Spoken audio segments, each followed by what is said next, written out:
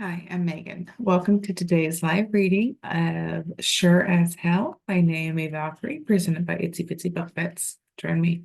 Chapter 1, Jaru. With just the dim light from the corner lamp lighting the space, I look out of the window over the city. Everything I wanted is coming together nicely. I signed the lease on my new office today after TVL and Oren helped me look it over to make sure it wasn't going to bite me in the ass later. I may be a fully grown imp, but adulting is not something I'm particularly good at. If it weren't for TVL, I'd likely be dead by now, partially due to my naivety, and partially to my bad luck of attracting volatile men. When Oren came into TVL's life and TVL broke his contract with me, I wasn't sure where I'd end up. I'm only a contract companion after all, or at least I was. Nowadays, I'm a man who has a chosen family, is starting a business, and is a welcome play partner in TVL and Oren's bed. It's not an awful life, not at all, and yet I can feel the anxiety brewing just under the surface, like it always does when I'm dealing with something new. Turning away from the window, I walk over to my brand new desk. TVL and Oren, as silent partners in the business, had given me the money to start everything up and insisted that I use some of it to get some upscale furniture for the place. I'd made good money as a contract companion, but I've been through enough hard times to put fear into me about spending too much money. I almost had an anxiety attack when I saw the price tag on everything. The threat of being banned from the bedroom for a month motivated me enough to at least splurge on buying a high-end desk. TVL, always looking out for me, teaching me how to love myself and that I deserve nice things too. Running my fingers over the dark wood, I thank fate for giving me a chance at happiness for a change. Now it's up to me not to fuck it up. Picking up a stack of profiles I'd printed out, I pace across the office while looking over them. Each one of these men is coming in for interviews over the next few days. A sliver of doubt races through my brain. What if I can't choose good contract companions? What if I choose good ones, but I can't keep them safe? Companion work can be a dangerous business. Usually is, since most of the agencies exploit their boys. That's where I want my business to be different. I want my agency to be a safe place to work. I have faith in you, so you're going to be amazing, babe. TVL and Oren's words sound in my head. I can do this, I say out loud to the empty room. Of course I can. I've been a contract companion for much longer than I ever planned to be, which gives me experience. I know the dangers, I know the benefits. Refocusing on the profiles in my hand, I think over specific questions I have for each man based on the information provided. Jaru 1, anxiety 0. Teresa, wake up. Huh? I mumble groggily while I try to pry my eyes open. You've been here all night, love. When is your first appointment today? TVO asks. Bolting out of my desk chair, I send it careening into the wall behind me. Shit, shit, shit. What time is it? Almost 9 in the morning. I let out a groan. This can't be happening. My first day in business and I'm already running behind. Not a good sign.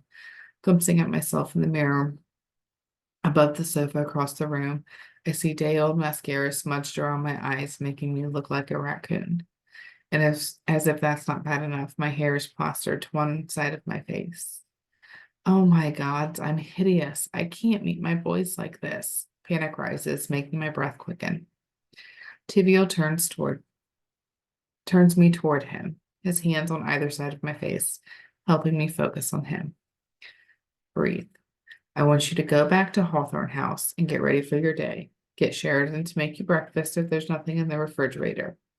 I'll stay here and wait for your first interview. He kisses me on the forehead. Go on now. It's all going to be fine. Taking a deep breath and then letting it out, I relax my shoulders down. Thank you. You're welcome. Now get a move on. I need to get back at some point today and pick up Drakelin, or Caspian is going to spoil that kid rotten. I pop out of my office and into my room at Delilah's place, also known as Hawthorne House. After turning on the shower to let it warm up, I rifle through my closet to figure out what to wear for my first day. A few minutes later, I give up because nothing feels good enough. Walking back to the shower, I get in and run through my usual routine as quickly as possible so that I have time to redo my eyeliner and dry my hair. Once I'm done, I get out and towel off, wrapping the towel around my waist when I'm done. Going to the sink, I put toothpaste on my toothbrush. As I brush my teeth, I notice a note written on the mirror with a dry erase marker. Wear the black suit with your red silk shirt. You've got this, babe. Oh, I smile around the toothbrush. Between TVL and orange support, I might just make it through this day. Chapter 2, Larkspur. Rooney Hora, the black feathered stallion Oren and TVL saved from torture, stands patiently while I braid flowers into his raven colored mane. His wings are healing nicely and the feathers are coming in beautifully. I can't wait to see him fly once he's fully healed. I'm glad you're getting better, Rooney, I say, flitting over to the shelf to pick up another daffodil. Weaving the flower into the next braid, I sigh.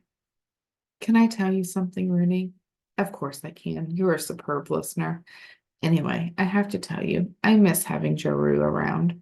I know he still lives here, but he's so busy with his new business that I hardly ever see him anymore. Granted, it's really only been 2 weeks, but it feels like an eternity to me. I don't know what I'm going to do with myself now. You know what happens when I get bored? I don't feel like getting in trouble right now, though. I'm miserable enough already. Fluttering up to sit on Rooney's head, I stroke his fur. This is bad, Rooney. Pixies don't do bored well. He snorts and it sounds an awful lot like a laugh. Falling into silence, I absent-mindedly stroke Rooney's ear while contemplating my situation. Suddenly, an inspiration strikes. I've got it, I shout, causing Rooney to flap his ears. Sorry, I didn't mean to hurt your ears. I'm just so excited. Fluttering up and over to the shelf, I grab a sugar cube as an apology. The cube is almost as big as I am, but I managed to get it over to the stallion. Unfortunately, I forget how big Rooney's mouth is, and I'm covered with his slobber when he takes the cube from me. With the front of me completely drenched in stallion slobber, I flit out to the bird bath that sits to the side of the greenhouse, take off my clothes, and get into the water. Bad idea, I chant as I turn blue in the frigid liquid. All I'd been thinking about was getting the slobber off, and I'd completely forgotten how cold water is in the early spring. What are you doing? Jaru asks as he comes around the corner.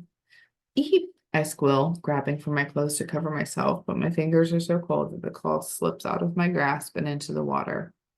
Fudge nuggets, I mutter as I finally get a hold of it and wrap it around me, causing my teeth to chatter. What are you doing here? I thought you were in the city. Jaru opens his coat. Come here before you catch a cold. Wait, can pixies even get sick? He takes another look at me. Never mind, just come here. Trying to figure out how to get from the bird bath to Jaru without exposing myself any further is tricky. Close your eyes, I command. Chuckling, Jaru closes his eyes, leaving my soaked clothes on the bird bath to retrieve later. I quickly fly over to Jaru and snuggle under his coat. Okay, you can open your eyes now. He does, and then gently closes his coat up so the cold air doesn't seep in. On the way back toward the house, he says, in answer to your earlier question, I came home for lunch. Sheridan said you were out with Rooney, so I was coming out to say hi before I have to head back to my office. It's now or never. Crossing my fingers, hoping Jaru will go for my idea, I say in my most innocent voice. So I was thinking it would be a great idea if I came to work for you. Jaru stops walking. What on earth would make you suggest that? I'm so bored since you started working, and I'm afraid I won't be able to keep myself out of trouble. Besides, you're my best friend, and I really miss you. Jaru lets out a deep sigh. You're talking about helping me with the office work. That's a relief. Even if you were at least my size, I wouldn't consider you a good fit as a contract companion. The clients would eat you alive. How do you figure I was talking about office work? I asked indignantly. I mean, was, but the fact that he doesn't think I'd make a good contract companion wrinkles me. I could be good at it. I might be a virgin, a fact no one knows, but I'm smart and a quick study. I figure because you're talking about missing me, and the only way you'd spend any time with me at my job is if you're in the office. The boys don't see me except for meetings and our scheduled check-ins. So, what do you think? Can I help at your office? Right now, I think you need to go get some dry clothes, Jaru says as he makes a stop at the guest house where I live with Millicent and Sheridan. I have to get back to the office. I have a few more interviews this afternoon.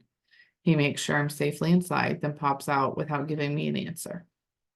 Instantly cranky, I mutter under my breath as I dig through the little basket of clean clothes on top of Millicent's dresser and grabbing a fresh shirt and pants. After a few minutes of stewing, I conclude that the only way I'm going to get what I want is to stow away the next time goes to his office. And that means I'm going to have to sneak into the main house after everyone's asleep so I don't miss Jaru's exit in the morning.